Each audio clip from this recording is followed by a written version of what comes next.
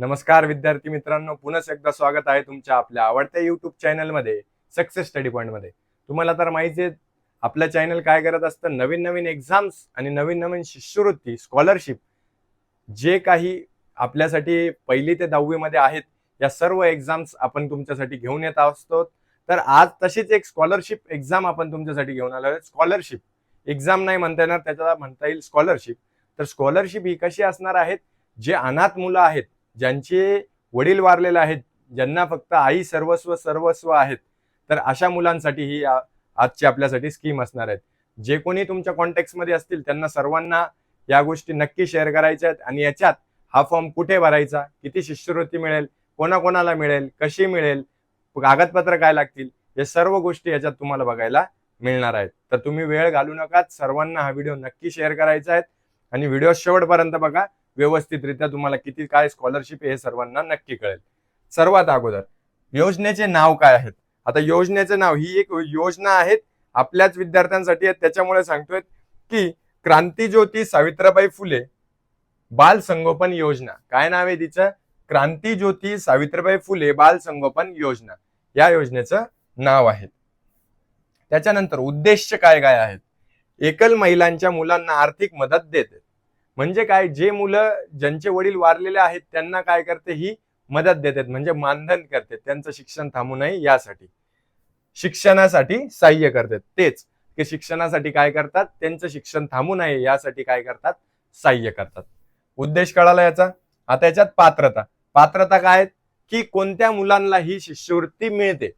सर्वात अगोदर आई वडील गमावलेली मुलं, एकतर अनाथ मुलं पाहिजेत, म्हणजे ज्यांना आईही नाही आणि वडीलही नाही।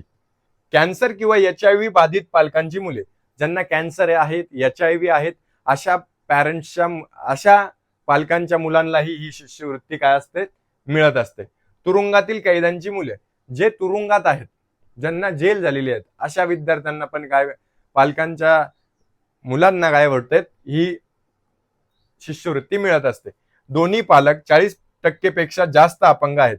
आता बघा PWD चं सर्टिफिकेट असतं अपंगत्वाचं, तर त्याच्यामध्ये दोन्हीही पालक जर 40% पेक्षा अपंगत्व आहे त्यांच्या याच्यामध्ये, तर त्यांनाही ही शिष्यवृत्ती भेटते। शिष्यवृत्ती खूप सारी भेटणार आहेत, नीट लक्ष द्या फक्त। शिष्यवृत्तीची रक्कम, सगळ्यात महत्वाचं शिष्यवृत्तीची रक्कम 2250 प्रति महिना 18 वर्षापर्यंत। म्हणजे काय, पहिलीपासून जर तुमचं असेल तर 18 वर्षापर्यंत तुम्हाला काय भेटणार आहे, 2250 रुपये महिना, म्हणजे 2250 रुपये प्रत्येक महिन्याला तुम्हाला भेटणार आहे। कोरोनात पालक गमावल्यास 4000 प्रति महिना, ज्यांचे पालक हे कोरोना काळात वारलेले आहेत त्यांना 4000 रुपये महिना भेटणार आहेत। किती? 4000 रुपये महिना। लक्षात ठेवा, याला 4000 रुपये महिना आहे, याला 2500 रुपये म्हणजे 2500, 2250 रुपये महिना आहेत। खूप सारे आहेत। तुमचं शिक्षण इथे थांबवू शकणार नाही जोपर्यंत ऋषी दादा तुमच्या सोबत आहेत। इतक्या स्कॉलरशिप आपण घेऊन येऊयात की तुमचं कोणत्याही प्रकारचं शिक्षण थांबणार कधीच नाही। तर फक्त चॅनलवर ट्रस्ट ठेवा, आता सबस्क्राईब करून घ्या, बेल आयकॉनलाही प्रेस करून घ्या। खूप साऱ्या माध्यमात आपल्याकडे। पुढे लाभार्थी संख्या। आता लाभार्थ्यांची संख्या किती? एक महिलेच्या 2 मुलांना लाभ। आता एका महिला आहे, सिंगल पॅरेंट आहे, तिच्या जर 2 मुलं आहेत तर दोघांनाही लाभ भेटणार आहेत। 3 मुलं असल्यास लहान 2 मुलांना प्राधान्य, म्हणजे 3 मुलं आहेत आणि जे छोटे आहेत 2, त्यांना काय भेटणार आहेत, प्राधान्य भेटणार आहेत। ह्या गोष्टी आवर्जून लक्षात घ्यायच्या आहेत, सर्व काही तुमचं क्लिअर होणार आहे तिथे। त्याच्यानंतर उत्पन्न मर्यादा, वार्षिक उत्पन्न 2.5 लाखापेक्षा काय पाहिजे, कमी पाहिजे।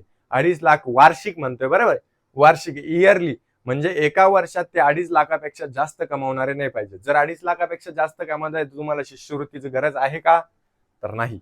तर 2.5 वर्षापेक्षा काय पाहिजे, कमी उत्पन्न तुमचं पाहिजे वार्षिक। आवश्यक कागदपत्रे काय काय लागतात आवश्यक?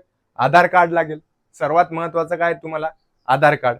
बोनाफाईड प्रमाणपत्र, ज्या शाळेत तुम्ही शिकतात त्या शाळेतलं बोनाफाईड कागदपत्र तुम्हाला लागतात।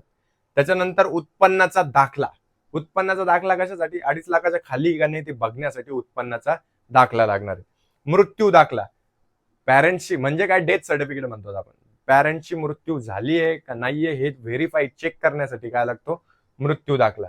रहिवासी, तुम्ही कोणत्या शहराचे रहिवासी आहेत यासाठी रहिवासी प्रमाणपत्र तुम्हाला लागत असतं। म्हणजे कोणत्या गावाचे तुम्ही रहिवासी आहात. तर याच्यासाठी काय लागेल तुम्हाला, रहिवासी प्रमाणपत्र लागेल. कारण की काय होतं, रहिवासी का बरं, ज्या त्या शाळेत ज्या त्या मुख्याध्यापकांकडे आपण हे शेअर करत असतो, म्हणजे त्यांच्याच याच्यासाठी हे लागत असतं. त्याच्यानंतर बँक पासबुक. बँकचं पासबुक, रक्कम तुमच्या अकाउंटवर येणार आहे म्हणजे बँकचं पासबुक तुम्हाला लागेलच.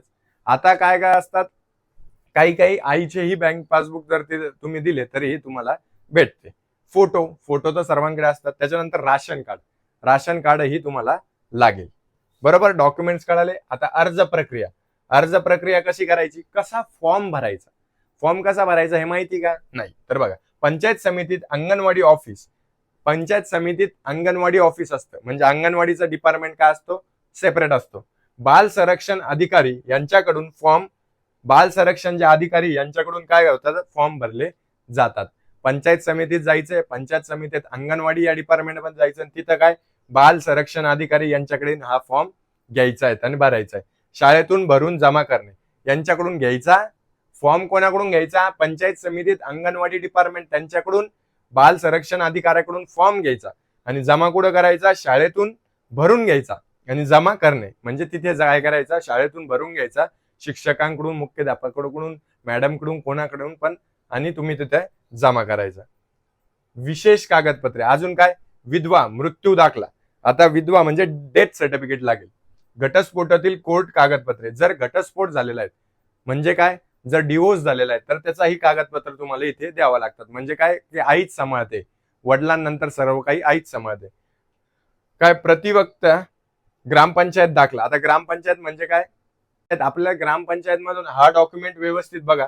ग्रामपंचायतचा दाखला म्हणजे काय, ग्रामपंचायत मधून सही शिक्का मारून आपल्याला भेटतो. हा जास्त काही इम्पॉर्टंट नाही, तिथून भेटतो. संपर्क, आता हा संपर्क काहीच नाही इथे. तुम्ही बघा, या सर्व गोष्टी तुम्हाला इथे काय करायच्या आहेत, लक्षात ठेवायच्या आहेत. आणि याच्यानंतरही तुम्हाला बघा, अजून काही काही अडचणी असली, तुम्हाला रक्कम समजली आहे, शिष्यवृत्ती कोणती मिळेल, किती मुलांना मिळेल, उत्पन्नाची अट काय पाहिजे, डॉक्युमेंट्स काय काय पाहिजेत. आता डॉक्युमेंट्स मध्ये बघा, कागदपत्रे कोणते कोणते आहेत, आधार कार्ड पालकांचे व बालकांचे, शाळेचा बोनाफाईड, तहसीलदार उत्पन्न दाखला, आई वडिलांचे मृत्यूचा दाखला, रहिवासी बँक पासबुक, पासपोर्ट साईज 2 मुलांचे फोटो, रेशन कार्ड, रेशन कार्डचे झेरॉक्स, घरासमोर पालक व बालकांचे अंगणवाडी सेविकेत काढलेले छायाचित्र, ग्रामपंचायत लेटरवरील शिफारस पत्र. ठीक आहे. फॉर्म कुठे मिळतो तोही तुम्हाला कळाला. विधवा घटस्फोटसाठी काय काय आहेत तेही कळालं. आता हा मेसेज, आता तुम्हाला एक काम करायचंय. आता तुम्हाला इथे तर मी चांगली इन्फॉर्मेशन दिलेली आहे, तुम्हाला काय करायचंय, ही तुमच्या शिक्षकांपर्यंत पोहोचवायची. तुम्हाला नाही, तुम्हाला आई वडील असेल पण ज्या ज्या मुलांना आई वडील नसेल त्यांच्यापर्यंत ही मेसेज नक्की पोहोचवा. आणि तुम्ही प्रयत्न करा की सर्व शिक्षक मुख्याध्यापकांकडे हा फॉर्म नक्की पोहोचवा. कारण की आपल्याकडून पैशाच्या मानधनातून नाही तर एका योजनेच्या माध्यमातून त्यांना मदत होईल. तर ज्यांना ज्यांना आई वडील नाहीयेत किंवा आई आहेत फक्त, या सर्व विद्यार्थ्यांपर्यंत हा आपला व्हिडिओ 100% पोहोचलाच पाहिजे. मी माझ्याकडून खूप सारे प्रयत्न करणार आहे, तुमच्याकडूनही तुम्ही खूप सारा प्रयत्न करायचा आहे. आणि जर अशाच व्हिडिओसाठी तुम्हाला चॅनलला सबस्क्राईब करून ठेवायचंय, बेल आयकॉनलाही प्रेस करायचं आहे. आणि वेगवेगळ्या योजना तुम्हाला मिळवण्यासाठी ग्रुप चॅनलची जी लिंक दिलेली आहे त्या लिंक मध्ये तुम्ही जॉईन व्हा आणि जास्तीत जास्त विद्यार्थ्यांपर्यंत हा व्हिडिओ नक्की पोहोचवा. थँक्यू.